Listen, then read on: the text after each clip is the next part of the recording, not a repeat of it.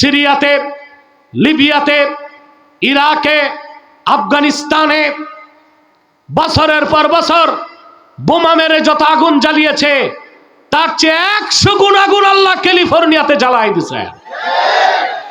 Millionaire আর billionaire, billion billion dollar যাদের, ওর বাড়িঘর জ্বলে ছাই, দাঁত মাজা ছাড়া আর কিছু হবে না।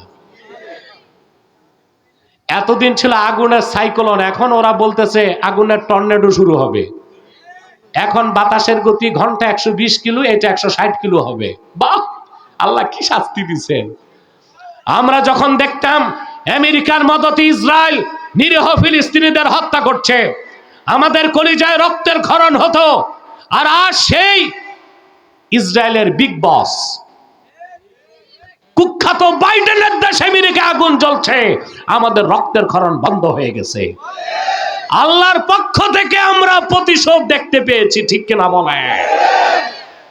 এই আগুন নিভবে না তো, পানি দিলে আগুন বাড়ে। এখন পাহাড়ের, এখন কি বলবো, গজবের পর গজব। এখন আর শুধু দাবানলের আগুন না, এখন ওদের পাহাড় থেকে অগ্নুৎপাত হচ্ছে, আগুন আরো বেড়ে গেছে। এবং গবেষকদের মতে লস অ্যাঞ্জেলস নামক শহরটা মৃত্যুপুরীতে পরিণত হয়ে যাবে। যখন এতিম বাচ্চাগুলো ফিলিস্তিনের গাজাতে রিলিফের মাল নিতে দাঁড়িয়েছে, ছবি দেখে আমাদের চোখে পানি এসেছে। আর এখন আমরা দেখতে পাচ্ছি ক্যালিফোর্নিয়া এবং লস অ্যাঞ্জেলসের বিলিয়নাররা বাড়ি নাই, গাড়ি নাই, ঘর নাই, বউ বাচ্চা নিয়ে রিলিফের জন্য সিরিয়াল ধরছে। এখন আমাদের মুখে হাসি পাচ্ছে। আলহামদুলিল্লাহ। তাহলে আল্লাহ তাআলা ইহুদিদেরকে নেতৃত্ব দেন নাই, দিবেন না। আল্লাহ তাআলা মুসলিমদেরকে নেতৃত্ব দিয়েছেন। এই পৃথিবীকে নেতৃত্ব দেবার একমাত্র বৈধ প্রোপাইটার হচ্ছে আমরা। আমরা উম্মতে মুহাম্মাদি, আমরা যারা, আমরাই এই ভূপৃষ্ঠের বৈধ নেতৃত্বের দাবিদার। বলেন সুবহানাল্লাহ। অমুসলিমরা যতটুকু নিয়ে আছে ওটা জবরদখল। ওটা কি? আল্লাহর হাবিব মুহাম্মদ সাল্লাল্লাহু আলাইহি সাল্লামের উম্মত হিসেবে ১৫০০ বছর পরে সারা বিশ্বকে নেতৃত্ব দেবার অধিকার আমরা রাখি, ঠিক কিনা বলেন? আল্লাহ আমাদের কবুল করুক। আরেকটা সবক শিখলাম যে আমরা নেতা বানাবার ক্ষেত্রে দেখবো সে ইমানদার কিনা। কথা বলেন। আরে ভাই, নেতাকে তো পরীক্ষা দিতে হবে। কি দিতে হবে? আমানত রক্ষা করা একটা পরীক্ষা, 5 ওয়াক্ত নামাজ পড়াও তো পরীক্ষা, সত্যের পক্ষ নেওয়া পরীক্ষা, মিথ্যার বিরোধিতা করাও পরীক্ষা। আপনারা সংস্কার তো আপনারা এই দেশের করতে পারেন, আপনারা তো ভালো মানুষকে ভোট দেন না। দেন? বাংলাদেশে অনেক পীর সাহেব নির্বাচনে দাঁড়ায় না, জামানত টিকে কেন? মুরিদ ভোট দেয় না, পীর সাহেবকে নোট দেয়, ভোট দেয় না। টাঙ্গাইলের সমসম দেয়, মুক্তাগাছার মন্ডা, কুমিল্লার রসমালাই, আর ভোট দিয়ে যায় নেতারে। কিরকম মুনাফেক মুরিদ! 2টা পীর বানাইছে, একটা আধ্যাত্মিক পীর, একটা রাজনৈতিক পীর। তো দেশ কেমনে সংস্কার হবে ভাই? আপনি তো ভালো মানুষকে ভোট দিবেন। আমি সবসময় জাস্টিস, ন্যায় বিচারের পক্ষে থাকি। আমি কোন দলকে জিতাবো, কোন দলকে হারাবো, এই চরিত্র আমার না। আপনি যেই দলই করেন ভাই, আপনি কোন একটা রাজনৈতিক দল তো করেন, কথা বলেন। তা আপনার রাজনৈতিক দলে কিছু ভালো মানুষ তো আছে, ওই ভালো মানুষগুলোকে ভোট দেন। আমি ব্যক্তিগতভাবে ভোট টোট বিশ্বাস করি না, আমি খেলাফায় বিশ্বাসী। তবে আমি চাই খেলাফত প্রতিষ্ঠিত হবার আগে জাতীয় সংসদে আমাদের পক্ষে কথা বলার মতো শক্তিশালী একটা দল থাকুক, শক্তিশালী একটা প্রতিনিধি দল থাকুক। এটা একটা উসুল আছে, আজ-জারুরাতু তাতাকাদ্দারু বিকাদরিজ জারুরা। এটা আবার ভিন্ন লেকচার আছে, দেখে নেবেন। তো কথা বুঝতেছেন? তো প্রত্যেক রাজনৈতিক দলে কিছু কি ভালো মানুষ নাই? আপনি যারে ভোট দিবেন দেখবেন সবটা কাফের মোশরিক কিনা। যদি কাফের মোশরিক হয় ওরে ভোট দিবেন না। যদি দেখেন ইমানদার, তারপরে দেখবেন সে নামাজ পড়ে কিনা। যদি দেখেন নামাজ পড়ে, তারপর দেখবেন সুদখোর কিনা। যদি দেখেন না সুদও খায় না, তাহলে তারে ভোটটা দিবেন। তাহলে কি হবে? বাংলাদেশকে একটা ইসলামী সমাজ বানাতে পারবেন। মনে রাখবেন ভাই, রাষ্ট্র থেকে সমাজ বড়। আপনার এখানে পলিটিক্যাল সায়েন্স, রাষ্ট্রবিজ্ঞানের ছাত্র আছেন 1 2 জন? আছে নাকি? থাকলো হাত তুলতেছে না, ভাবছে হুজুর কোন প্রশ্ন করে বসে থাকে। দেখুন, রাষ্ট্রবিজ্ঞানের একটা কথা আছে, society is great then state. রাষ্ট্র থেকে সমাজ বড়। রাষ্ট্র থেকে আমরা সংস্কারটা নিজে করতে পারি, ইউনূস সাহেবকে লাগে না, আমরা করতে পারি। আমরা যদি পলিসি নেই যে আমি যে রাজনৈতিক দল করি ওই দলের ইমানদার নামাজি হালালখোর লোকটাকে নির্বাচিত করব, তাহলে কিন্তু আমরা একটা ইসলামী সমাজ বানাতে পারি, আর পরবর্তী প্রজন্ম ইসলামী রাষ্ট্র বানাবে ইনশাআল্লাহ। ঠিক কিনা? পারবেন? আপনি এটা করেন? জি না। রাজনৈতিক ক্ষেত্র ভালো মানুষকে নেতা বানান না, সামাজিক ক্ষেত্র ভালো মানুষকে নেতা বানান না। আপনাদের অধিকাংশ মসজিদ কমিটি, মাদ্রাসা কমিটি, পঞ্চায়েত কমিটির নেতা হচ্ছে সুদখোর, ঘুষখোর, বেনামাজ। দেখেন আপনি, একটা মসজিদের সভাপতি যদি সুদখোর হয় আর সেক্রেটারি ঘুষখোর, তো ইমাম তো এতিমের মতো বসেই থাকবে মিম্বরে, সে কি হক কথা বলতে পারবে? এগুলো আপনারা দায়ী না? কথা বলেন। আপনারা তো সিদ্ধান্ত নিতে পারেন মসজিদ কমিটির সভাপতি হবে 5 ওয়াক্ত নামাজি, সেক্রেটারি হবে ওই লোক যে নামাজও পড়ে তাহাজ্জুদও পড়ে। কথা, আপনারা মাল পানি দেখেন। মসজিদ একটা করবে, ঢাকা থেকে শিল্পপতি দাওয়াত দিয়েছে, 1 কোটি টাকা দিয়ে গেছে, কিন্তু ওই বেটার পুরা টাকাই ঋণ খেলাফি। তো মরমর পাথর দিয়া মসজিদ বানাইছে, সুদের টাকায় মরমর পাথরের মসজিদে নামাজ পড়বা, নামাজ আদায় হবে, কবুল হবে না। কিন্তু এলাকার ইমানদাররা রক্ত পানি করা ঘামের পয়সায় যদি খেজুর পাতার ছাউনি দিয়ে মসজিদ বানাতা, তোমার আমার একটা সেজদার দাম আল্লাহর কাছে 7 আকাশের চেয়ে বেশি হয়ে যেত। এগুলো খেয়াল রাখতে হবে। আমরা নেতৃত্বে আনবো ইমানদারদেরকে। হাজেরা আর ইসমাইলকে নিয়ে মক্কায় চলে যাও। একজন সতী সাধ্বী নারী হযরতে হাজের আর তার সন্তান হযরত ইসমাইলকে নিয়ে হযরত ইব্রাহিম চলে আসলেন মক্কায়। তখন সেখানে কোনো ঘর বাড়ি নাই, আল্লাহর ঘর যেটা ছিল তার চিহ্নও নাই। চতুর্দিক মরুভূমি, কোনো খাদ্য নাই, মানুষ নাই, নির্জন নিভৃতে। যেখানে কাবার পাশে জমজম, সেখানে হযরত হাজেরাকে তিনি বসালেন, কোলের মধ্যে ইসমাইলকে দিলেন, ছোট পোটলায় কিছু খেজুর দিলেন, আর একটা চামড়ার মশকে পানি দিয়া চলে যাচ্ছেন। হযরত হাজেরা ডাকতেছেন, কোনো জবাব নাই। একবার ডাকলেন, 2 বার ডাকলেন, 3 বার ডাকলেন। বুখারী শরীফে এসেছে, ফানাদাত উম্মু ইসমাইল, ইসমাইলের মা ডাক দিল, ইব্রাহিম একটু কথা শোনেন। জবাব নাই। চতুর্থবার হযরত হাজেরা বললেন, ইব্রাহিম জানতে চাই এটা আপনার নিজস্ব সিদ্ধান্ত না আল্লাহ রাব্বুল আলামিনের হুকুম? এবার হযরত ইব্রাহিম জবাব দিয়ে বললেন, হাজেরা তুমি কি জানো না ইব্রাহিম খলিল আল্লাহর হুকুমের বাইরে একটা কদমও ফেলতে পারে না। হযরত হাজেরা বললেন, তাহলে আমার আর কোনো প্রশ্ন নাই, আমি আল্লাহর হুকুম মেনে নিলাম। নির্জন নিভৃতে, কোনো খাদ্য নাই, মানুষ নাই, কোনো লোকালয় নাই, মরুভূমির মাঝখানে, কাবার পাশে, কাবা ঘরের চিহ্ন তখন নাই। হযরত হাজেরা বসে আছেন, কয়েকদিনে খেজুর শেষ, পানি শেষ, প্রচন্ড তৃষ্ণা লেগেছে। সন্তান পানির তৃষ্ণায় ত্রাহি ত্রাহি করছে। তিনি তাকায় দেখলেন, সাফা পাহাড়ের দিকে তাকালেন, শক্ত পাহাড়ের পাথর, সূর্যের আলো পড়ছে, দূর থেকে চকচক করছে। তিনি ভাবলেন পানি আছে। গেলেন তিনি সাফা পাহাড়ে, যে দেখেন পানি তো নাই। তাকালেন মারওয়ার দিকে, দেখলেন পানির মতো কি দেখা যায়, দৌড় দিলেন মারওয়ায়, যে দেখেন পানি নাই। এভাবে সাফা থেকে মারওয়ায় তিনি 7 বার দৌড়ালেন।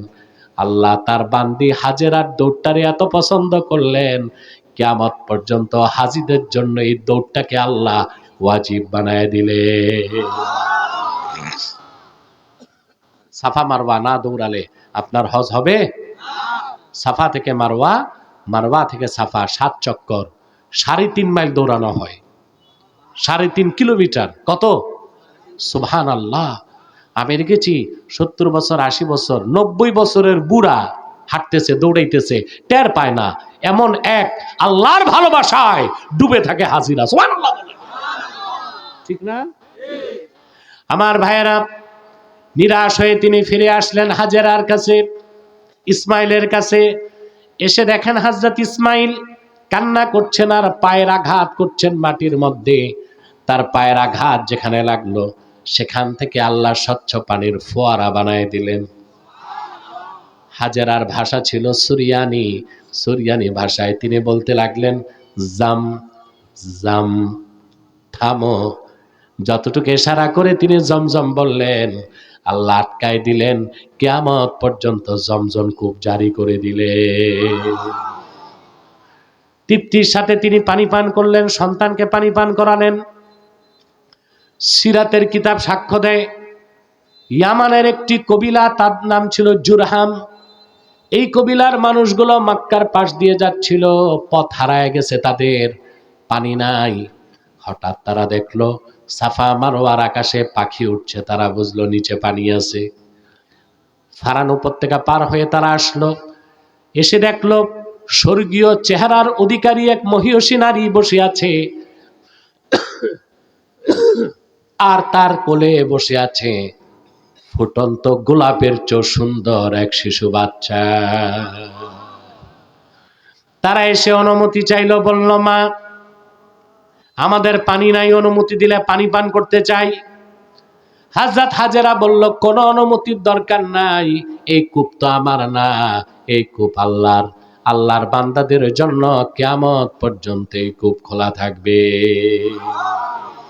জমজম পানি যেন তেন পানি নয়। আল্লাহর হাবিব ইরশাদ করেছেন, মা উ জমজমা লিমা শুরিবা।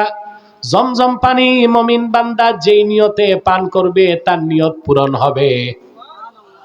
সুবহানাল্লাহ কইবেন না বাঙালি? যে কোনো রোগের জন্য পান করুক, তার রোগ ভালো হয়ে যাবে। যদি কেউ এলেম চায়, আল্লাহ এলেম বাড়ায় দিবেন। যদি মনের পবিত্রতা চায়, আল্লাহ মনের পবিত্রতা দিবেন। দুরারোগ্য কোনো ব্যাধি থেকে মুক্ত হতে যদি চায়, পান করবে, মুক্ত হয়ে যাবে। খাদ্যের 6টা উপাদান, যেটাকে বলা হয় মিনারেল ফুড, জমজমের প্রতিটা ফোঁটায় আল্লাহ তাআলা শর্করা রেখেছেন, সুবহানাল্লাহ, প্রোটিন রেখেছেন, ভিটামিন রেখেছেন, লবণ রেখেছেন, ফোঁটায় ফোঁটায় রহমত আর বরকত। আল্লাহু আকবার। জুরহাম কবিলার লোকেরা পানি পান করে বুঝলো এটা তো অসাধারণ পানি।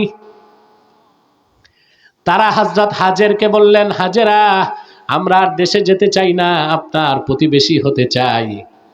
সুবহানাল্লাহ। সাফা মারওয়ার চারদিকে তারা ঘর বানালো, বসবাস করতে লাগলো। মক্কা নগরীর গোড়াপত্তন হয়ে গেল, বলেন সুবহানাল্লাহ। আমার ভাইয়েরা, হযরত ইসমাইল বড় হতে হতে তার বয়স যখন 7, আল্লাহ বলেন, ফালাম্মা বালাগা মাআহু সা'য়া।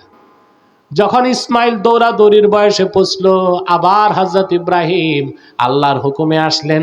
এবার হবে ইব্রাহিমের চূড়ান্ত পরীক্ষা, ফাইনাল এক্সাম। সুবহানাল্লাহ বলেন। হযরত ইসমাইল আসলেন, কলিজার টুকরা ইসমাইলকে হযরত ইব্রাহিম বুকের সাথে মিলালেন। হযরত ইব্রাহিমের কলিজায় আপন সন্তান ইসমাইলের স্নেহের দরিয়ায় যখন ঢেউ উঠেছে, আল্লাহ হুকুম করলেন, ইব্রাহিম, তোমার সবচেয়ে প্রিয় জিনিসটা কোরবানি করো। পরপর 3 রাত স্বপ্ন দেখার পর তিনি সন্তানকে ডেকে বললেন, হযরত ইব্রাহিম বললেন, ইয়া বুনাইয়া ইন্নী আরা ফিল মানামি আন্নী আযবাহুক ফানজুর মাযা তারা। আমার কলিজার টুকরা, আমি স্বপ্নে দেখে তোমাকে জবাই করছি, তুমি চিন্তা করো। যেমন পিতা তেমন সন্তান। জবাব দিল সন্তান, ইয়া আবাতি ফাআল মা তুমার সাতাজিদুনি ইনশাআল্লাহু মিনাস সাবিরিন। বাবা, তোমার ছুরি প্রস্তুত, আল্লাহর হুকুম প্রস্তুত, আমার গর্দান প্রস্তুত। যা হুকুম তাই করো, তুমি আমাকে ধৈর্যশীলদের মধ্যে পাবা। বিরাট ঘটনা তা বলা উদ্দেশ্য নয়, পরীক্ষাগুলো বোঝানো উদ্দেশ্য। হযরত ইব্রাহিম কেমন বিপ্লবী নেতা ছিলেন, কিভাবে আল্লাহর পরীক্ষায় উত্তীর্ণ হয়েছেন, সেটাই বোঝানো উদ্দেশ্য। বিষয়টা বুঝছেন কিনা হাজি? বুঝতেছেন না? গেলেন মিনাতে, সবকিছু প্রস্তুত, রশি চাকু সব রেডি। হযরত ইসমাইল হযরত ইব্রাহিমকে 3টা অনুরোধ করলেন, বাবা, আল্লাহর হুকুমে গর্দান দিব, আমার আপত্তি নাই। তিনটা অনুরোধ রাখবেন। তুকাল্লিবু ওয়াজহি ইলাল আরদে ইনদা যাবহে, জবাই করার সময় আমার চেহারাটা মাটির দিকে করে দিবেন, পিছন দিক থেকে জবাই করবেন। তার কারণ যদি আমার চোখ আপনার চোখ চোখাচোখি হয়, আমার মহব্বতের তাড়নায় আপনি আল্লাহর হুকুম মানতে বিরত হয়ে যেতে পারে। দ্বিতীয় অনুরোধ, তুশাদ্দিদু রিজলাইয়া ওয়া ইয়াদাইয়া বিল হাবলা, রশি দিয়ে আমার দুই হাত দুই পা বেঁধে নিবেন বাবা। সুবহানাল্লাহ। তার কারণ হচ্ছে জবাই করার সময় যদি হাত পাও ছুটাছুটি করে আমার আল্লাহর হুকুম মানতে পারবেন না। তৃতীয় অনুরোধ আমার, তুরসিলু সাউবি ইলা উম্মি বাদা যাবহে, আমাকে জবাই করার পরে আমার রক্তমাখা কাপড়গুলো আমার মা হাজেরার কাছে পাঠিয়ে দিবে। হযরত ইব্রাহিম বললেন, তোমার তিনটা অনুরোধ আমি রাখলাম। হাত পা বাঁধলেন, চেহারাটা মাটির দিকে করে দিলেন। আহা, জবাই হবে পুত্র, পিতার হাতে ছুরি, কার হুকুম? আরো জোরে।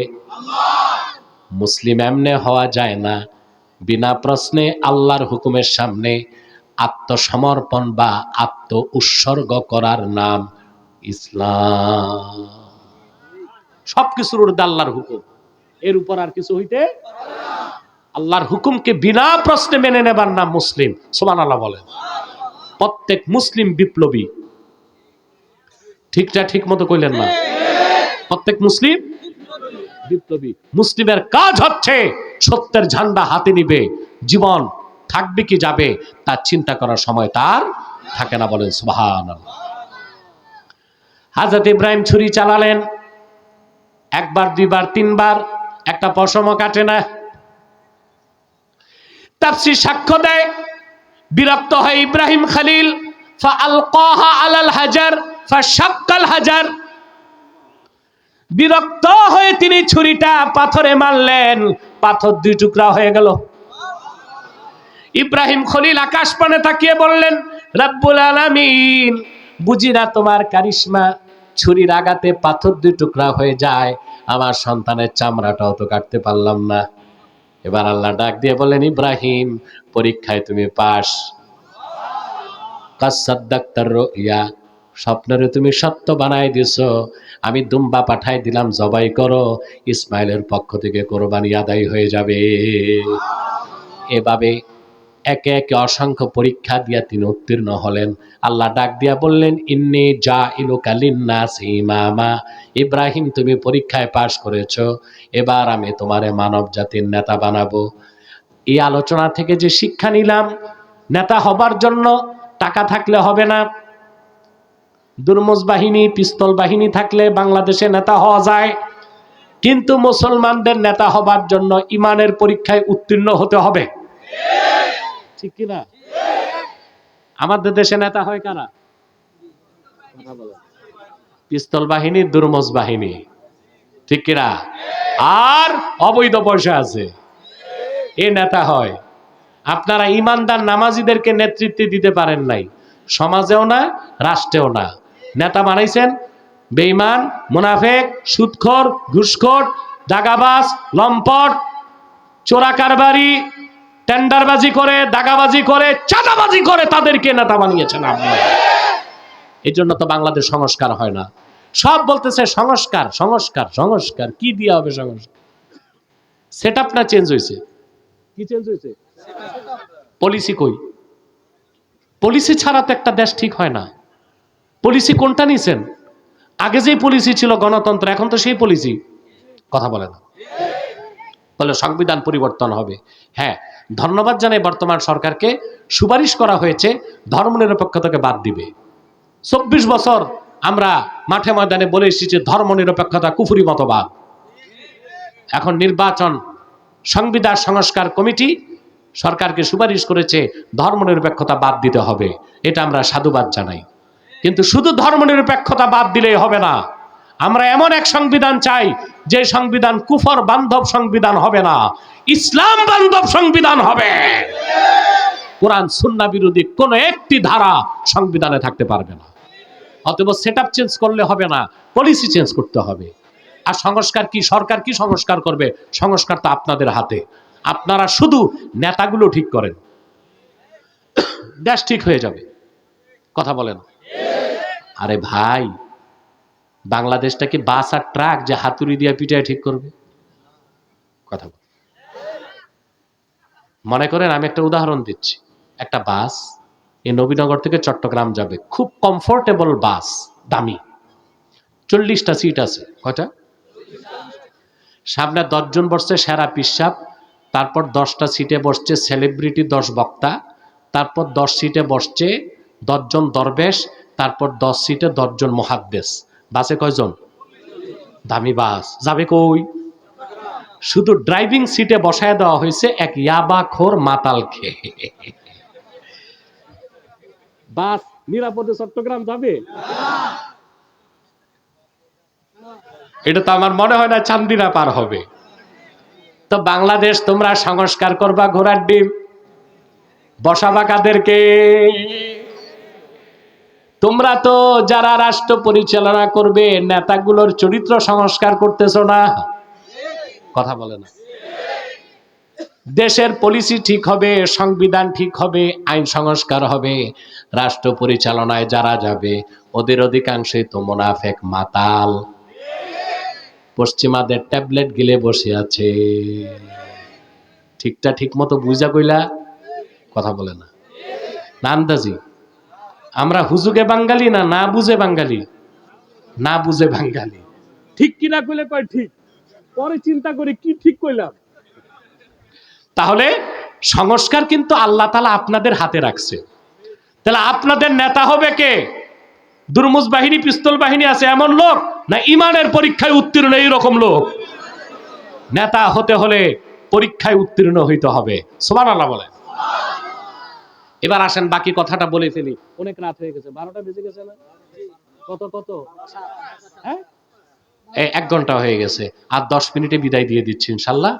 একটা পর্যায়ে যেতে পারবো আমি এবং একটা মেসেজ দিতে পারবো আপনাদেরকে। তারপর ইব্রাহিম আলাইহিস সালাম বললেন, ওয়ামিন যুররিয়াতি, আল্লাহ আমারই শুধু নেতা বানাইবা, আমার বংশে কি নেতৃত্ব দিবা না? আল্লাহ বলে দিয়েছেন। আল্লাহ রাব্বুল আলামিন বললেন, ক্বালা লা ইয়ানালু আহদিজ জালিমিন, এই নেতৃত্বের সৌভাগ্য কখনো জালেমদের কাছে পৌঁছবে না। অর্থাৎ ইব্রাহিম, তোমার বংশে যারা কাফের মুশরিক জালেম তাদেরকে আমি নেতৃত্ব দিব না, তোমার বংশে যারা ঈমানদার তাদেরকে আমি নেতৃত্ব দিব। বলেন সুবহানাল্লাহ। এবার খুব সূক্ষ্ম কিছু কথা, গভীর মনোযোগ লাগবে, খেয়াল করতেছেন? হযরত ইব্রাহিম আলাইহিস সালামের এই বেটা তোমরা দৌড় দিছো কেন? হ্যাঁ বসো, এখন মুনাজাত হবে, এখন উঠার কি? এগুলো মনে বেশি দূর থেকে আসছে, রাতও বেশি হয়ে গেছে, কিছু বলারও নাই। তাও আর উঠবেন না, 10 মিনিট আমরা মুনাজাত করতেছি ইনশাল্লাহ, গুনাহ মাফ করে যেতে পারবেন ইনশাল্লাহ। আল্লাহ কবুল করুক, বলুন আল্লাহুম্মা আমিন। আমার ভাইয়েরা, হযরত ইব্রাহিমের বড় ছেলের নাম ছিল ইসমাইল, ছোট ছেলের নাম ছিল ইসহাক। কি নাম? হযরত ইসহাকের বংশে আল্লাহ 70,000 নবী পাঠাইছেন, প্রত্যেকেই নেতা ছিলেন। প্রত্যেক পয়গম্বর বনি ইসরাইলের রাজনৈতিক নেতৃত্ব দিয়েছে। আমাদের দেশে অনেকের ধারণা যে ইসলামে রাজনীতি নাই, মনে করে না? একজন তো বলেই ফেলছে, কয়েক কোরআনের সাথে রাজনীতির সম্পর্ক নাই। এই ব্যাটারে যদি বলি সূরা ফাতিহা পড়েন তো ওর মাস্টার স্ট্রোক করবে। আর এ কয় কোরআনে নাকি রাজনীতি নাই। এর যদি বলা হয় যে ভাই তুমি সূরা ফাতিহাটা একটু পড়ো, এর মাস্টার স্ট্রোক করবে।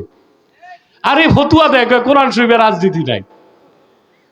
বনি ইসরায়েলের প্রত্যেক পয়গম্বর রাজনীতি করছেন, এটা আমার কথা। সহিহ মুসলিমের হাদিস, কানা বানু ইসরাঈল তাসুসুহুমুল আম্বিয়া কুল্লামা হালাকা নাবিয়্যুন খালাফাহু নবী ফাইন্নাহু লা নাবিয়্যা বাদি ফাসায়াকুনু খুলাফা। আল্লাহর হাবিব ইরশাদ করেছেন, বনি ইসরায়েলের রাজনৈতিক নেতৃত্ব দিতেন নবীগণ। একজন নবী ইন্তেকাল করলে আরেক নবী দায়িত্ব নিতেন। আল্লাহর হাবিব বলেছেন, কিন্তু আমি মুহাম্মদ সাল্লাল্লাহু আলাইহি ওয়াসাল্লাম সর্বশেষ নবী ও রাসূল। আমার পরে কিয়ামত পর্যন্ত কোনো নবী নাই, কোনো রাসূল নাই। আমার উম্মতের রাজনৈতিক নেতৃত্ব দিতে খলিফাগণ আসবেন।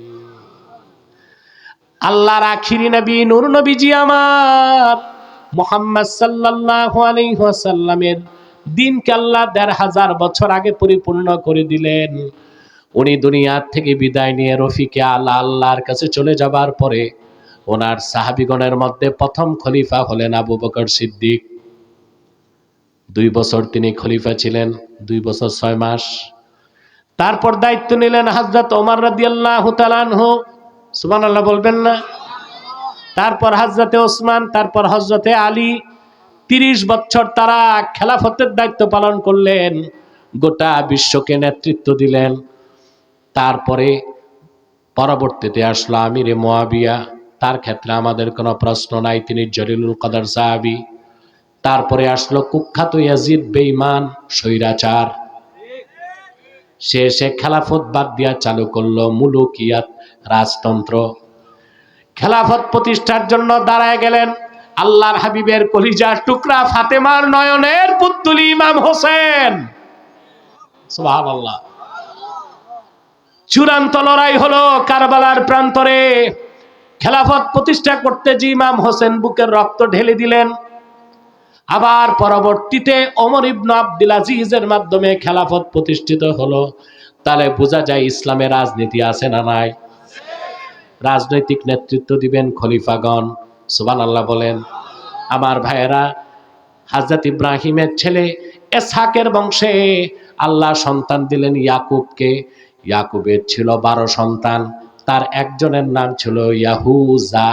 তার বংশে ইহুদি সম্প্রদায়, তার বংশে আল্লাহ রাব্বুল আলামিন হযরত ইসমাইলের বংশে পাঠালেন আখিরি নবী নূর নবীজি মুহাম্মদ সাল্লাল্লাহু আলাইহি সাল্লামকে ১৫০০ বছর আগে। সুবহানাল্লাহ বলেন। আদম থেকে ঈসা ১ লক্ষের উপর নবী নবীগণ রসুলগণ দিনের দাওয়াত দিয়েছেন, দিন পরিপূর্ণ হয় নাই। কিন্তু আল্লাহর আখিরি নবী মুহাম্মদ সাল্লাল্লাহু আলাইহি ওয়াসাল্লাম ১৫০০ বছর আগে মাত্র ২৩ বছর দিনের দাওয়াত দিয়েছেন, দিন আল্লাহ পরিপূর্ণ করে দিয়েছেন। মুহাম্মদ সাল্লাল্লাহু আলাইহি ওয়াসাল্লামের দিনকে আল্লাহ ১৫০০ বছর আগে পরিপূর্ণ করে দিলেন। আর আল্লাহর পক্ষ থেকে জমিনের ইমামত বা নেতৃত্বের বৈধ অধিকারী আল্লাহ উম্মতে মুহাম্মদীকে বানায় দিলেন। আল্লাহ আগে ওয়াদা করছেন ইব্রাহিম আলাইহিস সালামের সাথে, ক্বালা লা ইয়ানালু আহদিজ জালিমিন। ইব্রাহিম, তোমার দোয়া কবুল হবে না, তুমি চাইলেই হবে না। তোমার বংশে যারা কাফের মুশরিক জালেম, তাদেরকে আমি নেতৃত্ব দিব না। নেতৃত্ব দিলেন আল্লাহ উম্মতে মুহাম্মদীকে। বলেন সুবহানাল্লাহ। তো বলবেন বাকি দুনিয়া যে কাফেরদের নেতৃত্ব, ওইটা জবরদখল, ওইটা আনলিগ্যাল লিডারশিপ। আর মুসলমানেরটা হচ্ছে লিগ্যাল লিডারশিপ। মুসলমানেরটা বৈধ নেতৃত্ব, কাফেরদেরটা অবৈধ নেতৃত্ব। আর হযরত ইসহাকের বংশে যে হযরত ইয়াকুব, তার ছেলে ছিল ইয়াহুজা, যার বংশধর ইহুদিরা, তাদেরকে আল্লাহ ৩০০০ বছর হয় নেতৃত্ব থেকে দূরে রাখছেন। কত বছর? ৩০০০ বছর আগে ইহুদিরা নেতৃত্ব হারাইছে। আজ পর্যন্ত পৃথিবীতে তাদের কোনো রাষ্ট্র নাই, তাদের কোনো নেতৃত্ব নাই। ইসরায়েল, এটা হচ্ছে অবৈধ রাষ্ট্র, এটা জবরদখল। এটা কি? ওই জমিনটা কি ইসরায়েলের না? আরবের, ফিলিস্তিনিদের। ইসরায়েল কি? অবৈধ দখল। যেমন মনে করেন আপনার এক কানি জায়গা আছে, আপনারা কানি বলেন না বিঘা? বিঘা কয় শতাংশে বিঘা? এই তো নারায়ণগঞ্জের তো একই হিসাব, ঠিক না? আপনার ১ বিঘা জায়গা ১৫ শতাংশে আপনি একটা বাড়ি করছেন, আর ১৫ শতাংশ খালি। তো এলাকায় কিছু আছে না বদমাইশ দুর্মুজ বাহিনী, পিস্তল আছে, এ জায়গা দখল করছে। এখন আপনি আদালতে গেছেন, আদালত ওর পক্ষে, ওর পয়সা আছে। মাতবরদের কাছে গেছেন, মাতবররা ওর পক্ষে, মাতবরদেরকে। অধিকাংশ মাতবরই তো বাংলাদেশে বাইপাস করে। পুলিশ পুলিশের কাছে গেছেন, পুলিশ কয় না ও খারাপ মানুষ, ওর লোকে লাইগেন না। এখন আপনার খালি 15% কিন্তু বাড়ি করে একটা 4 তলা বিল্ডিং করে ফেলছে। এখন বলেন ওই যে 4 তলা বিল্ডিং 15% করছে, ওটা কি ওর বাড়ি না আপনার বাড়ি? ও হচ্ছে জবরদখলকারী। ফিলিস্তিনের ভূখণ্ড হচ্ছে ইসরায়েল। ইসরায়েল নামক কোন রাষ্ট্রকে আমরা স্বীকার করি না, এটা অবৈধ রাষ্ট্র। আর ইহুদিদের কোনো নেতৃত্ব নাই, ওরা পরজীবী, ভাইরাসের মতো পরজীবী। কখনো আমেরিকার ঘাড়ে সোয়ার হয়, কখনো ব্রিটেনের ঘাড়ে সোয়ার হয়। দেখেন না, ফিলিস্তিনে বোমা মারে, আমেরিকাকে জড়ায় নিচ্ছে, ঠিক না? আমেরিকার ব্যাকআপ ছাড়া ইসরায়েল 1 ঘন্টা টিকতে পারবে না। অবশ্য তার